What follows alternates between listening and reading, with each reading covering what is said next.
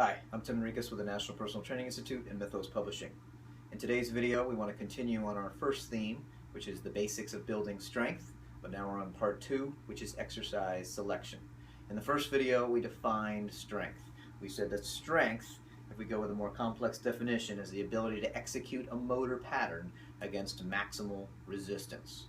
Right? That motor pattern is crucial, and we're going as heavy as we can. We're trying to see what our ability to do that is.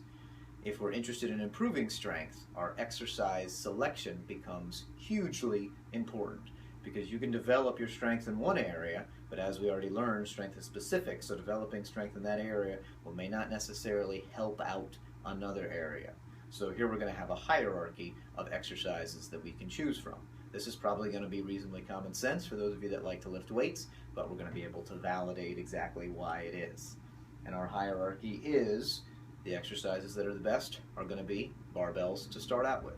This isn't for every single person in every single situation, but certainly for the vast majority of people that simply want to get stronger, barbells is going to be your go-to. It's no coincidence that barbells are used to test strength in both powerlifting and Olympic weightlifting, and primarily in strongman activities, at least something similar to that.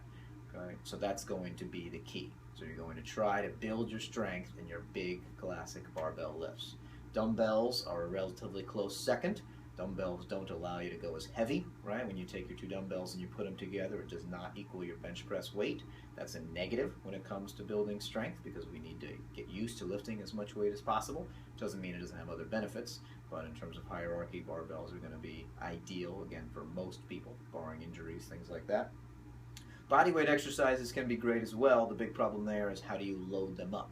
So once you get reasonably proficient at push-ups, how do you make a push-up equal to a 400-pound bench press? That's extremely difficult to figure out. So there are certainly some versions that we can do, and so some bodyweight exercises are pretty awesome, and for some goals they can be really great. But again, if we're trying to build that max strength executed against a maximal resistance, barbells are going to trump bodyweight most of the time.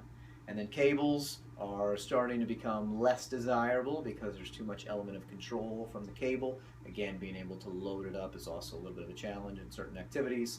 And then machines lack that three-dimensional space. There's too much control, there's too much stability. They don't improve that neural pattern. And so what we're looking for there, as we come down, is the transfer of skill. This is something I like to talk about a lot in my classes. What this means is, when you have one exercise, how does that then help you do another exercise? That's the transfer of skill. And so let's take two examples. Let's take a squat and a leg press. Imagine you have somebody who only squats for 6 months. They squat hard, they squat heavy, they're working at it a couple times a week, and they squat for 6 months, and then they go over and try a leg press. How are they going to do? On their very first day, they're going to be pretty damn good at the leg press. And with just a few sets to kind of practice and feel, they'll be very proficient at the leg press. But let's reverse it. Now let's take someone who only does leg presses. Okay, leg presses, of course, are much lower skill than squats. So they just do leg presses. They work hard, right? They're going to build their muscles. Their legs are going to be stronger. And certainly they'll be able to squat more than someone who's never, ever done any training at all. But if that person just leg presses for 6 months, and then they walk over to a free weight barbell squat, and then attempt to really load that up, they have not improved that motor pattern. So they have these big muscles, but they don't know how to use them in that system, and so they're going to be very disappointed with the results. It's going to take months of training to transfer the skill of the leg press into the squat. Okay, now in that example, we were just using one or the other. Of course, in real life, it doesn't always work that way, but it's nice to kind of highlight some differences. So you can use low-skill movements as long as they're used in conjunction with high-skill movements. But this is why barbells trump essentially everything else in the gym. Because when you get good at barbells, you're also good at dumbbells, you're also pretty good at bodyweight, you're also pretty good at cables, you're also pretty good at machines. But if all you do is get good at cables and machines, and then you want to go try using barbells and dumbbells and some challenging bodyweight versions, you're going to be very disappointed about how you perform. So high skill will improve low skill, but it doesn't flow uphill. Getting good at low skill does not improve high skill. Okay? If you're going to do low skill stuff, you have to do it at the same time.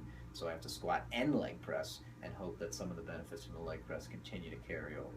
Now, I absolutely love lifting weights, right? Obviously, wrote an entire book about powerlifting, but I am aware that lifting weights is not the highest skill activity that one can do. Okay? Things like gymnastics and things like that are even higher skill. So it's foolish for me to think, well, I like lifting weights so I can run out and immediately play football. Okay, that doesn't work that way either. So there is a specific motor pattern for that. But when it comes to stuff that we do in the gym, which we are then doing to try to improve other things, it certainly makes the most sense that if I do a barbell lift, a barbell bench press helps every upper body exercise there is, whether it's dumbbells, machines, chest press, what have you. Okay, it makes sense if that transfers to all that. It's more likely to transfer out to something in the field than just that chest press machine, which might build my pecs a little bit, improve a little bit of strength, but is going to do very little to help those other exercises. So that's particularly important if you're an athlete, but even if you're a hardcore powerlifter, you don't want to be wasting your time and your energy and your resources doing something that's ultimately going to help that lift very little. So the bottom line is exercise selection is hugely important. You really need to sit down and think about the exercises that are important to you. You can't go wrong with squats, bench, deads, military press, some sort of row or pull-up in your program to kind of hit all the big stuff and then fill in the extraneous stuff as you see fit. If you need more information, feel free to check out my book, NPTI's Fundamentals of Fitness and Personal Training. It tells you everything you need to know about the body and how it responds to exercise. And if you just want to get beastly strong and master everything with a barbell, check out All About Powerlifting. Both of those are available in hard copy and ebook.